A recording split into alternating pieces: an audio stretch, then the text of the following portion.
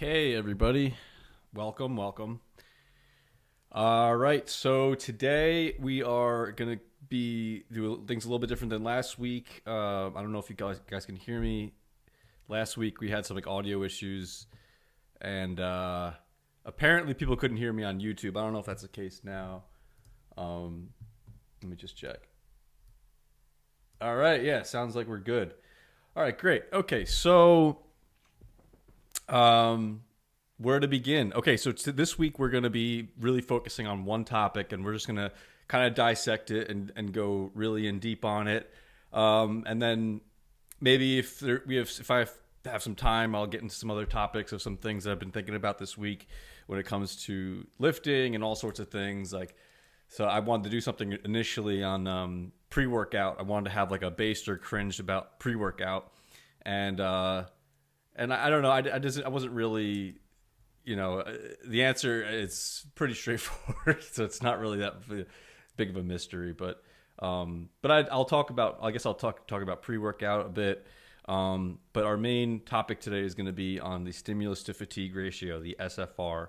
The purpose behind this concept is it's not to make us turn into scientists with our workouts, but it is to sort of highlight concepts that maybe you knew intuitively, but you hear it put into words. It sort of makes it more concrete, and then moving forward with your workouts, you kind of you go from there basically. So I hope everybody's been having a good week of workouts so far, and your diets have been on track.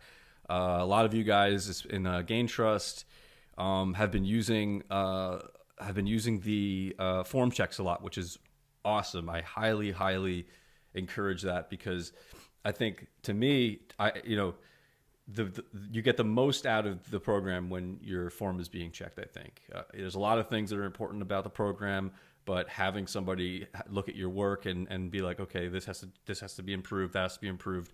There's a couple of things. There's one thing that I think everybody needs to improve on. I've never seen anybody send in a perfect form check yet. And the one thing that I think stands out with everybody, I do this too, but I'm actively working on it myself as well. But it's really the tempo that stands out to me the most. A lot of you guys have pretty good form. It's not form is not always an issue. It doesn't seem like that. It seems like the form is 80% there, and in a lot of cases, 80% there will get the job done. For where you're at. In terms of skill level. But and we'll definitely correct with that. But definitely tempo is something that I've noticed is the weak point for most people who submit. This is across the board, so don't feel like you're being called out here. And I guess the one way that I would sort of describe the tempo issue is that the eccentric and the concentric are the same for everybody, for both movements, both in the it's like a 1 second eccentric, a 1 second concentric, and it ends up with things that look like something like this. And look, you're still doing work and whatever, but you're not maximizing your work. And I really I want people to do is to focus their eccentrics, so that nice, not for everything, but for a lot of things, a nice 2 second eccentric where you're slowing it down and you're really getting a nice stretch in whatever muscle you're working. And then there should be a moment at the bottom right where you're anticipating the push, and the push should be unique and separate from the eccentric. A lot of times when you're getting into this rhythm of sorts, when you get into this rhythm, you're taking out a lot of the how do I put this? You're taking away the 1 second, guys. I gotta mute myself. I hear it echo over here. You're taking away the I want to say purpose, but that's not the right word. You're taking something away when you get into this, and don't take this the wrong way, but it is a bit of a mindless thing. If you're mindlessly, eccentric, concentric, same thing, it's mindless. If you could just get it into your head that concentric motion really needs to be all about squeezing your muscles, then you could maybe understand that that's a special totally unique way of moving a weight. If you're thinking of just controlling the weight the whole time, that's okay. It could teach you better control overall. But really, what you want to avoid is momentum. We don't want to use momentum. We don't want to let ourselves cheat. We want to make things basically as hard as they have to be in order to get the most out of your lifts. So just take that for what it is. It's everybody does it. I do it myself, especially later in the workout especially when I'm really in the zone. Sometimes I'll find myself doing that, but you got to remember, slow down, and there has to be a separation mentally between the eccentric and the concentric. It's a different animal. The eccentric is really, in a lot of ways, it's about preparing the concentric. Because let's say your eccentric is sloppy. Well, before you can then press the weight after that, you now have to adjust the position and then press. Instead, your eccentric should be the thing that loads up the concentric, so you're already ready to push. And then there's that moment, and you can think of it as a pause, or you can actually insert a real pause. And there's that mental pause where there's a very real separation between those two movements, and then there is the explosive rep. And I've said this before, what I don't mean by explosive reps is, I don't mean every rep has to be lightweight and yanking the thing. I just mean that there has to be a real powerful exertion of force that is unique to the concentric, and not just sort of more controlling the weight up and down, up and down. Okay, so with that addressed, I guess I'll go into. I didn't do much research on this, but this is just me kind of winging it, talking about pre-workout, based or cringe. I didn't do a slide for this, but I'll just get into sort of my thoughts on pre-workout. So there are two types of pre-workout. To my knowledge, you have the stimulus. You have the stimulant ones, and then you have the non-stimulant ones. The quick and easy answer is stimulant-based, non-stimulant cringe. There are some caveats to that, and they should be kind of obvious.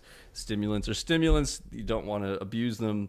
If they could be avoided, I think it's probably healthy to avoid if you can. But if you're really looking, the one time that I really I don't encourage pre-workout. I take it sometimes. I don't always take it, but the one thing I would say about my experience with pre-workout that I thought was a positive was going from somebody who had never taken anything. Oh, and first of all, if anybody doesn't know what pre-workout is, so I don't know the levels of people who are watching or listening in Gain Trust. Most Gain Trust people, I think, know what this is. But a pre-workout is a powder you put into a drink, or water. Sorry, you mix it into a water right before you work out, maybe 30 minutes before you work out, and it's got a lot of caffeine in it. But it's got also other things in it. And I'm not really well versed on exactly what's in it, so I can't list them off and sound impressive. But it's got other things that are meant to. I think there's stimulants and something like that. And if anybody knows anything about crazy pre-workout, they will tell you things like, back in my day, we had C4, not C4, but people would really talk about Jack 3D or Jacked. Depends on what part of the country you're from. They either pronounce the 3 as an E. So it's either Jacked or Jack 3D. And the original formula of Jack 3D is this sort of magic thing that was, absolutely, killer. It would give you the craziest sort of workouts. And then it was quickly taken off the shelves because it was dangerous. So you start to get an understanding, if you don't already, that this stuff is you're playing with stimulants, and that's not caffeine is a stimulant, and so it depends on your comfort level. But that's the downside. The upside is I've from experiencing the change in mentality and in pump, in mindset. Pump usually comes from the NO2 side of things. They have a pump sort of additive to the pre. Anyway, the point is how it could be really based in because I gave it a base rating is because you can, before you ever have taken pre-workout, you have an idea of what it's like to go to the gym, and you have sort of your anxieties or your expectations, or maybe you're not feeling it that day, or maybe you are feeling it that day, but you haven't really had this, experience of like this holy experience in the gym where it's like you're in the zone, you're zoned in, you're totally focused, and your muscles, you could feel every fiber of your muscle as you're working it. Your mind muscle connection is extremely heightened, and it's like, well, that can actually be achieved sometimes, especially early on when people try pre-workout, and this can be achieved, by it's basically taking a lot of caffeine, and why I think that's a good thing and not a bad thing is it's an experience. Like, unless you have issues with your heart, I wouldn't play around. I would probably consult with your doctor. But the point is that kind of experience can unlock for you something mentally that like you didn't know was there. You didn't know that you can have that intense of a mind-muscle connection. You didn't know that you can have that big of a pump. You didn't know that you could be that focused, or that it could be like a religious experience. Like I joke that it's a religious experience, but I've my whole life I've been lifting, and there have been times where some of my lifts were like holy lifts. Like, I know that's sacrilegious, but I'm just saying they were these really intense experiences where I was just completely in the zone, and the concepts of mind muscle connection just become so clear because I don't know exactly why, but you're really in it sometimes. Doesn't always work that way. The downside of pre-workout is that you build up a tolerance to things like caffeine and whatever else is in there. It doesn't work as well. Then you got to do double scoop, and that's where you're entering dangerous territory. Don't do that. My advice to you is give it a try once in a while. Don't rely on it every time. And find stuff that's worth, that's been tested, and not something that will be taken off the shelf in a few months. So yeah, you got to do a little bit of your homework, but in that instance, it's incredibly based. Non-stimulant pre-workouts, cringe. Why are they cringe? I tried it a bunch of times. I just don't feel anything. And it's not that like I'm not waiting for like an experience, like a high or something like that, but I just didn't feel anything. There was no change in how I felt. I had a decent workout on it the other day. I took a non-stimulant pre-workout, but it just didn't do anything for me, really. I didn't get anything out of it. And if I did, it was so little that I didn't even notice. And I think it's kind of a waste of money. I think it's just better off taking EAAs at the gym. And I touched really quickly on EAAs. Some people say they're not necessary because if you get enough protein in your diet, you're getting all your essential amino acids anyway. It'll be inside of your body, in your bloodstream and whatnot. And it's basically, you're fine. I take it anyway, just because I want to. It's not going to do any harm, but also because it makes my water taste good. And I just feel it even could be a placebo effect. It makes me feel replenished a bit, sort of like how a Gatorade would be replenishing over water or something like that. If you like water a lot, and you've got and you've got plenty of protein in your diet. You're eating meats all day long or whatever. Every few hours you're having like a high protein meal. Are they completely necessary? No, probably not. You probably have enough to sustain you in your workouts. I like it anyway, so that's just a quick aside. A question here: are there pre-workouts that don't make you feel itchy? Is that just me? No. Here's the thing. When my pre-workout makes me feel itchy, that's when I know I'm going to have a good workout. I remember there's like this burning itchiness sensation that you actually get. It's true. From some pre-workouts where like your skin tingles. That's when I know I'm going to have a good workout with pre-workout. It might be a little bit uncomfortable, but I've always sort of like laughed and sort of leaned into it. I thought it was kind of fun or funny or whatever, but some people say they hate the sensation. If you hate the sensation, then it probably won't be something you'll like. It's something for me that I actually it tells me that I got whatever I'm taking is probably going to be off the shelf in 2 months, and that means it's going to be really good. That's not true, but anyway, you get the idea. So pre-workout, based or cringe, it's both. The stimulant one's based. Non-stim is cringe. Okay. All right. Actually, this week I was going to talk about raw milk versus pasteurized milk. I didn't get a chance to look into it as much as I wanted to.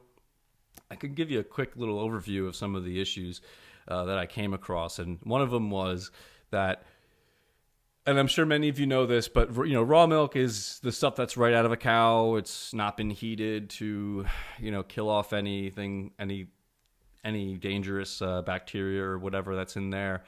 We started pasteurizing milk, which is sort of the heating process of milk, around the turn of the century, when a lot of these dairy farmers, or dairy sort of, I guess you call them farmers, moved into cities. And from my research, there's apparently that these cows would be eating the leftover grain or whatever from these breweries that they were like built next door to, and the diets were so bad that these cows were getting sick and their milk was suffering because of that. And because after a round of people getting sick and they realized it was the milk, they had to start doing this thing called pasteurization. But those practices of not having healthy cows has been largely, I think, that they've been sort of made a lot better. And so on average, pasteurization is just sort of this thing that's held over. It's sort of held over sort of arbitrarily in a lot of ways, or maybe as like a just in case, sort of like a sort of an insurance policy. But anyway, I haven't looked into what sort of are the implications of pasteurization. But the big hubbub is that sort of raw milk is sort of this X factor in our diets, or in human diets, that is sort of maybe one of the reasons why we have weak men these days. To give you my sort of initial reaction to this, I think that's probably nonsense. I think there's probably enough in our diets otherwise. I don't think people drinking milk really changes too much of, across the board. I don't know. Could be wrong. It's probably worth looking more into, but my knee-jerk reaction is that it's probably not as big of a deal as we're made to believe it is. Pasteurized milk probably is pretty good for you. But it is interesting that this has actually sort of been this sort of recent development in human history. Before this, we'd only drink raw milk. So it really brings up some, more of this sort of like diet war that's going on. We had the eggs last week, we had raw milk this week, and so you have these sort of things that are on people's minds, which I think it's actually kind of interesting that people are sort of, going against the grain of these sort of diets that we've been told for our whole lives. If you remember the dietary pyramid, you have this huge sort of, bread on the bottom of the dietary pyramid, right? Like the base of your diet should be bread. And so it's like, I don't know, maybe in 100 years we'll find out that was the best. But anyway, the point is that, a lot of these things that people say, or that we've been grown up to believe, that's actually, it's not always been the best, as we've seen the results in America, and in the West largely, even in England, in, Great Britain, you have people who are, they made fun of Americans like 20 years ago. They look completely the same as Americans today. So, the West has a lot of things going wrong. Needless to say, I don't know that it's the milk in particular, or even sort of people's sort of, how they feel about eggs or whatever like that. I know that's not what they're claiming, but these, I think, are very edge issues but they're interesting. So we'll look more into it week to week. Anyway, but that brings us to our main topic today, the stimulus to fatigue ratio, the SFR. This concept is, like I said at the beginning of the talk, this is one that I don't think really, I don't think this is something that you need to be overly concerned with in terms of, writing down, because there's a calculation that we're going to go into here. But this is very much to be something to just keep in the back of your mind when you're working out, and sort of understand these concepts, because I think it could help you sort of flesh things out a little bit in the future. So SFR, what is it? SFR is stimulus to fatigue ratio, measures how much muscle stimulus you get from for the fatigue cost of training. So it's a ratio, like it suggests, and the ratio is between muscle stimulus, meaning like how effective are your workouts on your target muscles, versus the fatigue cost of that sort of, the fatigue cost period, just in general of that exercise. So it's basically, you can think of this thing as sort of like a rating for your workouts. So what is the rating of a deadlift in terms of SFR? Because I need to plan out my workout so that I'm not going to, you'll see actually, you'll understand as we move forward. So SFR, hypertrophy stimulated over fatigue generated. So that's the calculation. That's the ratio. So it's how much hypertrophy is stimulated, muscle growth, how much muscle growth is stimulated versus over the fatigue generated. All right. So first, let's get into fatigue, the types, and how do we quantify it. There are 3 types of fatigue, and how we quantify it. You'll see as follows. But the 3 types of fatigue are joint and connective tissue disruption, perceived exertion. That should sound familiar to many of you guys if you have been keeping up with RPE. That's rate of perceived exertion. This is sort of a similar or exact concept to that. And then we have unused muscle performance. Okay.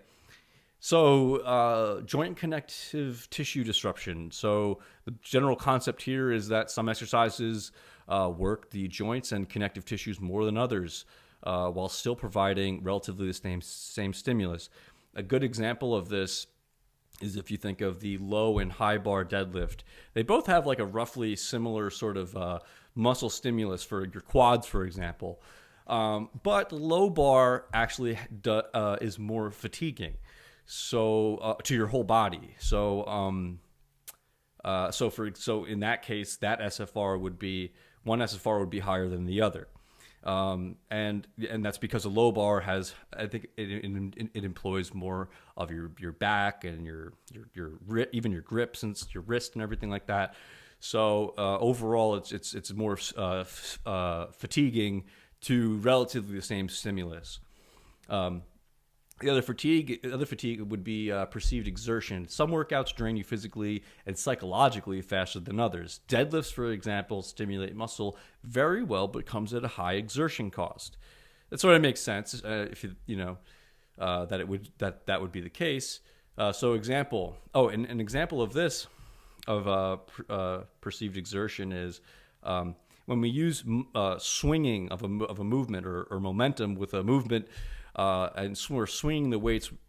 Like the reason why you would swing a weight, meaning like it's really heavy. So you want to I just want to get the weight up. It's really heavy. I can't do it with perfect form, so I'm going to do it with shit form by swinging or whatever. That's high fatigue, low stimulus. So perceived exertion is a rating system of that phenomenon. And then we have unused muscle performance. This is sort of like how much fatigue has been done to you systematically from one exercise to the other when that next exercise has nothing to do with the first one. So for example, like a leg workout first and then a chest workout right after. How likely is that leg workout going to fatigue you with the chest workout? So in the example here, we have leg curls, and then you go from leg curls and you do dumbbell shoulder press.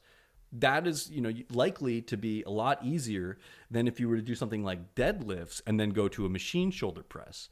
That'd be much harder because the overall systemic fatigue is a lot higher with the deadlifts. So those are the 3 types of fatigue that we have to consider moving forward with fatigue. Stimulus factors. So stimulus factors, there are 3 stimulus factors. We have the mind-muscle connection, we have the muscle pump, and the muscle disruption. Very straightforward concepts. We've been through mind-muscle connection and pump and all that stuff before. With the level of tension basically in your target muscles while performing your exercise, that you can think of as the mind-muscle connection. The muscle pump is how big the pump was in the target muscles, meaning, how much sort of, how inflated did the muscle group get from your exercise, filled with blood, really, basically. And muscle disruption, level of fatigue or soreness in that target muscle after you work out. And then we move into calculating these things. So first we're going to calculate stimulus. So I'm going to leave this here. We don't have to get too deep into it, but the overall concept here is you can rate these things. You could rate these concepts, and you can sort of do this mental check while you're exercising, or right after you're exercising, or just have it in the back of your mind somewhere. We'll go through a few of them. So my muscle connection from a 0 means you're not aware of your target muscles during your exercises at all. It's like you're doing a chest press and you're like, I feel these in my forearms. It's like, okay, well, you're not hitting the target muscle group with your mind muscle connection is 0 for your mind muscle connection. Muscle pump, that's simple. 0 would be no pump, and nothing happens. You're working out, and it's just like, I'm still Greg or whoever. I'm still Jim. I don't know what that even means. Anyway, a 3 on that would be a massive muscle pump in that muscle group. So, very straightforward, very easy to sort of calculate this stuff out in your head. And then muscle disruption. It goes from a 0 of no fatigue or soreness in the muscle group to 3, you felt very much weaker in that target muscle right after training, and then had soreness for days after training. So you can kind of assume what goes in between all those. And now calculating fatigue, joint and connective tissue disruption. A 0 on that scale would be minimal or no pain in joints or connective tissue. A 3 would be developed chronic pain in the joints and connective tissue that persists days or even weeks. That's a real problem if that's the case. And you know it when it happens. Perceived exertion, 0. That means your training was easy and you felt fine afterwards. Meaning you trained and it's like, I'm going to get some ice cream after this, and maybe I'll do all this other stuff. I feel great. I just feel great. And I don't mean feeling great as in like you feel invigorated. I mean like feeling great as though like, it was a breeze. Working out was a breeze today. And a 3 is all out effort. You're drained for days. Now that's extreme. Okay. Let me just point something out. You're not weird if that hasn't happened to you, or maybe it has happened to you, especially if you're more new to lifting and you're getting into the gym and you go all out from after not working out forever and you're drained for days. Well, there you go. Your perceived exertion is a 3. But also it just makes sure what I'm not saying is for people who are more intermediate where they're not getting as sore anymore, going all out effort and being drained for days, that's extreme. Okay. That's extreme, but it's a good extreme. Maybe you should aim for that. But actually don't, because that would defeat the purpose of the reps in reserve and progressive overload in your training cycles. Okay, so last one, unused muscle performance. We went over this already, but a 0 would be the performance on the subsequent exercise targeting unused muscle was good. So let's remember what we're talking about here again.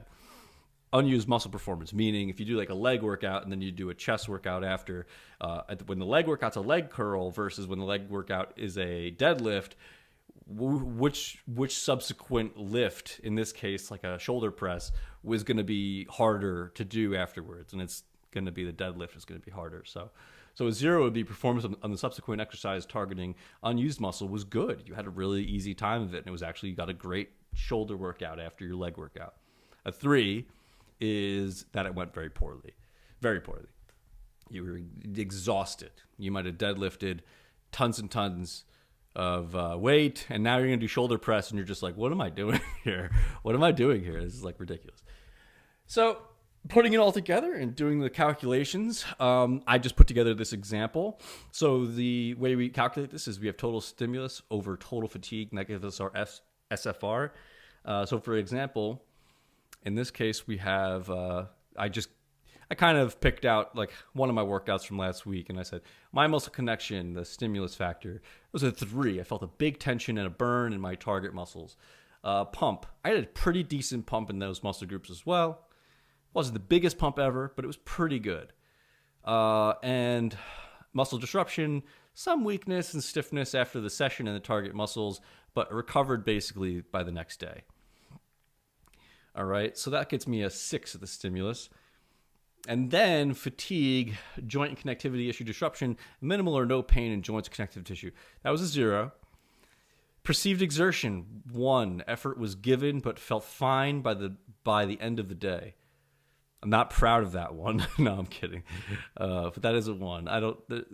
Perceived exertion in this case, well, it's all about the SFR. It's not about, how much did you exert yourself? Because you could exert yourself a lot and get nowhere, right? So in this case, I guess 1 is a good thing. Unused muscles, I had a 0. My performance was fine on subsequent muscle groups, but I didn't really do much of that anyway. I didn't really go from legs to shoulders or whatever like that, so I kept it at a 0. And that gave me a SFR of 6, which I think is really good. I think that's a good thing. So that's how you calculate it. But here's the takeaway. I kind of touched on this already. This should be sort of more of a mental calculation. I mean, you can sit down and do this yourself and write it out yourself, and maybe you want to do that as a first couple times or whatever. But this is not something that you should be doing all the time like that. This is not meant to make you neurotic. This just sort of, these concepts just have to sort of marinate in you a bit so that you kind of have an idea of that there is a stimulus factor and that there is a fatigue factor, and these two things are antagonistic towards one another. And if you can, when you're working out, you kind of want to have a sense that you're getting more stimulus with less fatigue. Remember, these are just generalities to estimate the quality of your lift. Next week, I will probably get into sort of how to adjust to getting better SFRs. But before we getting into next week, I just want to give you an idea of what that might look like. We already talked about how if you're doing a high bar squat versus a low bar squat, that you actually will get relatively similar quad activation, but the fatigue will be higher in one versus the other. That's one way of increasing your SFR, with one exercise, and there are other ways of doing this too. And we talk about them in ways. How do you reduce sort of unnecessary fatigue from like joint and connectivity issues? Well, good form for one thing is something you can do. You can practice good form, and you can and practice good tempo and stuff like that. And also, when we talk about mind muscle connection and sort of the tips and tricks that we talk about in order to improve those things, these are all sort of ways that you can adjust to make improve your lifts. Next week, I'm thinking next week we'll get into this. Maybe maybe we won't, but that's where I'll leave it for today. And yeah, I think another great concept to keep in mind. SFR is very straightforward and I think very applicable to a lot of our lifts. And yeah, I think that this will serve you guys well. I'll have these slides in Gain Trust if you want to take a look at them and do it yourself. But with that being said, we'll say goodbye to YouTube and go into the Q&A portion. So take care.